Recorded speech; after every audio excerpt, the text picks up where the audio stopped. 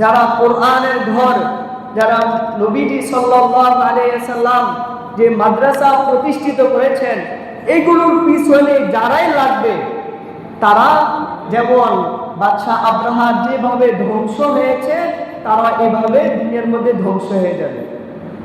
সম্মানিত মুসলিম, কোরআনুল কারীমের মধ্যে আল্লাহ বলেন, ইউরিদুনা লিউতফিউ নূরাল্লাহি বিআফওয়াহিহিম ওয়াল্লাহু মুতিম্মু নূরিহি ওয়ালাউ কারিহাল কাফিরুন।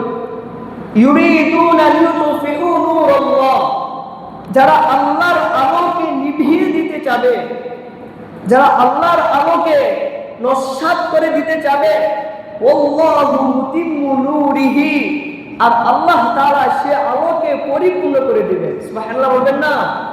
ওয়ালাউ কারিহাল কাফিরুন, যদিও কাফেররা মুশরিকরা এটাকে অপছন্দ করে।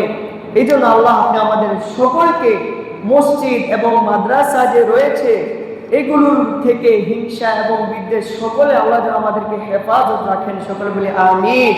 ওয়া আখিরু দাওয়ানা আলহামদুলিল্লাহি রাব্বিল আলামিন। আমরা যারা কবলার জুমা আদায় করি নাই, 4 রাকাত কবলার জুমা আদায় করি।